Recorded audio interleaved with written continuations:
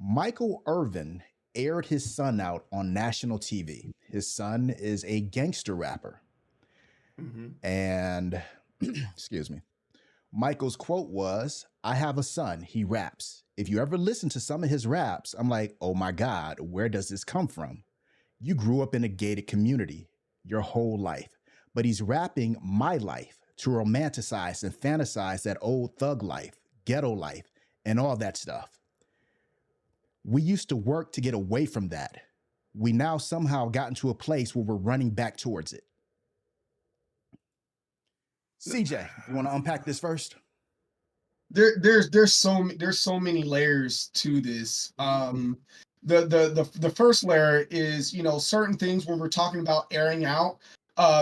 In my opinion, within the Black community, some things need to be behind closed doors. Not everybody needs to know the business of the community, but you can't tell that to everybody because everybody thinks like, hey, we're always seeing that. So that's one thing. The next thing is, if you look at it from an entertainment standpoint, right? Whether you're Italian in like mafia movies, whether it is you are, white in like Civil War movies, they sing about that stuff or they making movies about it. It doesn't mean that they are about it, right? And that's a story they're willing to tell. We can talk about Yo Gotti. Yo Gotti doesn't tell his own story. Rick Ross doesn't tell his own story. 50 Cent, he tells some of his story. There's several rappers out there right now that do not tell their own story. And at the same time, I think it's okay to a certain extent as long as you acknowledge that's not your story and say that's entertainment. Because on the very next thing is there's still people that are out there that live that and need a way to express themselves in having a way out. That's why the vulgar women movement is happening right now, because a lot of women need that help in expressing who they are and what they're about. I don't necessarily agree with it, and for that matter, all these young little girls, they don't know what WAP is, but it's entertainment and it's a way to express themselves. As long as you're not acting on whatever it is that you're singing or rapping about, I think it's personally fine. So, but that's just a small piece. I want to hear what you guys have to say about that, and we can kind of go back and forth and piggyback and all the other great stuff. Hey, you taking my job with the moderation. I'm What the sorry. hell? I apologize. I got one job.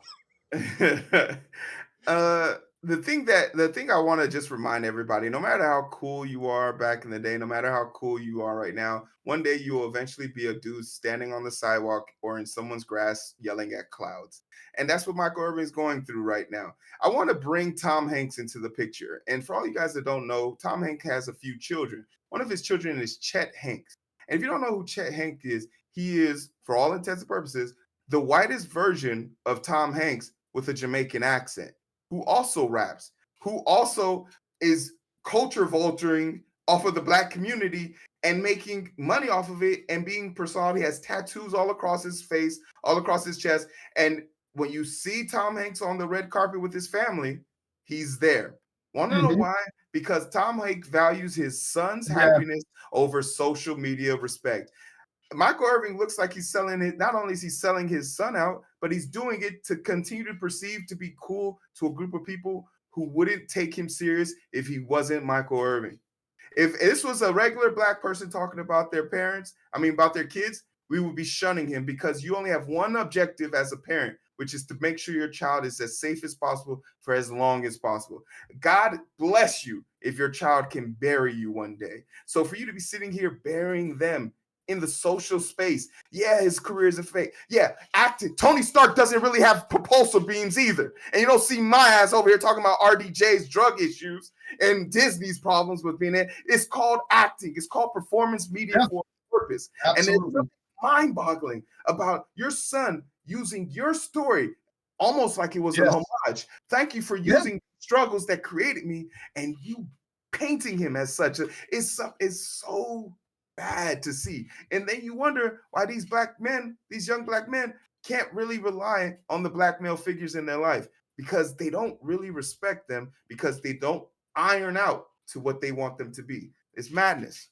Okay, Let's look at Drake. Drake's the same. He's from Canada, and listen to his lyrics started being Loverboy stuff, but he started getting into a little bit of this gangster stuff, here and there. And you know where his dad's at? Right there on the red carpet with him, with that pedophile mustache like mine. And there's absolutely nothing wrong with that, as long as we all understand that it's entertainment. And I think that's the biggest problem that we have, or the issue that we have, is forgetting that it's entertainment. No different than Doja Cat. Doja Cat isn't a demon, but she dressed up as a demon on her video.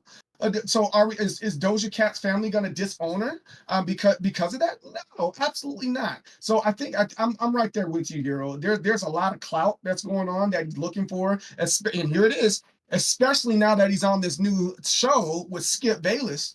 Of course, he's going to put himself out there in order for people to see him, so he can get more views on that show. Why wouldn't he? Oh, And then okay. also to make sure Skip doesn't, say something about his son if he already says it before him, just like Eminem talked about himself in 8 Mile.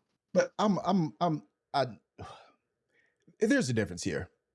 I believe if his son was just singing lyrics, that's one thing. Then you can take it as Hero said. Maybe this is homage. Maybe I'm selling this as a way of respect to my father. There's a difference when you're trying to live it.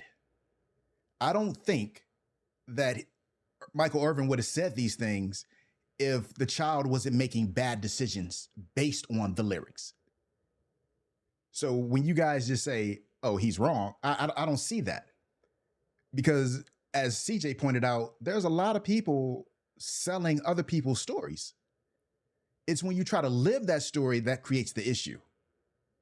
Young Thug,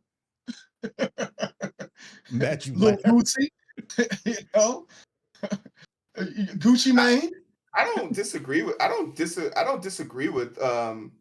disagree with him even trying to once again emulate that lifestyle. It's still the Odin still falls on Michael Irving to say, "Hey son, let me put you on game.